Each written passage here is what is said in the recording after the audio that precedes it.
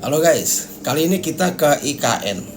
Jadi setelah Pak Prabowo merevisi desain dari kompleks yudikatif dan legislatif di IKN, nah Pak Prabowo kemudian memberikan instruksi nih untuk melakukan studi banding bahkan ke 3 negara nih, ke Mesir, Turki gitu, dan bahkan ke India terkait desain bangunan dari kompleks yudikatif dan legislatif ini di IKN.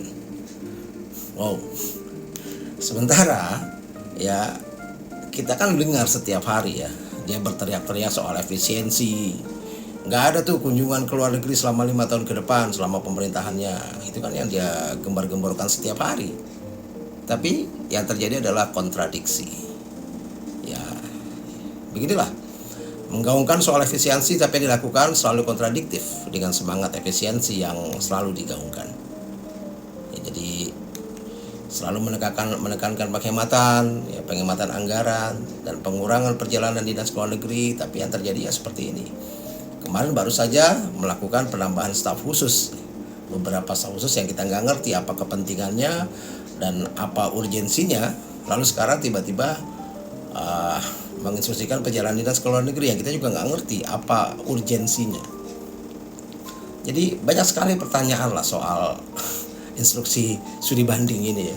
Yang pertama soal kontradiktif dengan omongan sendiri. Yang kedua soal konsistensi kebijakan ya.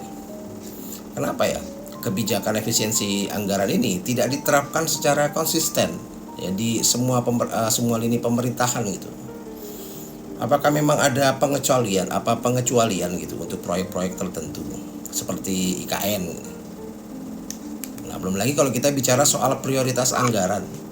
Nah, apakah anggaran untuk studi banding dan penambahan staf khusus kemarin ini jauh lebih penting dibandingkan dengan alokasi untuk sektor lain yang lebih mendesak, seperti peningkatan kesejahteraan rakyat atau perbaikan infrastruktur di daerah-daerah tertinggal. Belum lagi kalau kita bicara soal transparansi dan akuntabilitas. Bagaimana proses pengambilan keputusan terkait studi banding ini dan juga terkait penambahan staf khusus kemarin ini? Apakah ada kajian yang mendalam mengenai manfaat dan efektivitasnya?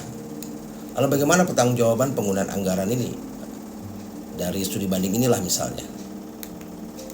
Lalu kalau kita bicara soal efektivitas dari studi banding ini, apakah studi banding ke luar negeri sampai ke 3 negara ini benar-benar diperlukan untuk menghasilkan desain bangunan yang sesuai dengan kebutuhan kita ya dalam konteks negara Indonesia?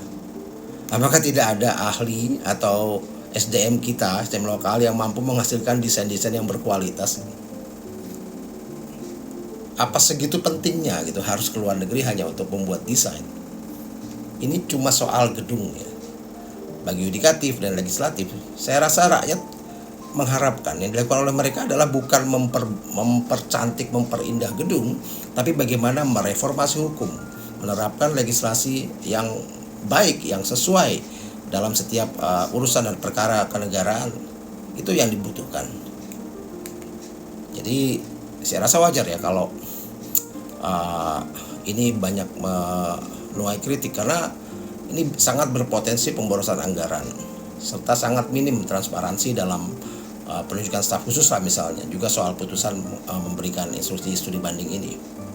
Jadi ya kita mempertanyakan bagaimana kriteria dan mekanisme seleksi staf khusus misalnya, lalu bagaimana urgensi dari pengambilan keputusan untuk memberikan instruksi ke 3 negara, studi banding ke 3 negara ini. Karena ini sudah jelas sebagai sebuah pemborosan anggaran dan tentunya akan sangat berpotensi untuk menimbulkan konflik kepentingan. Salam.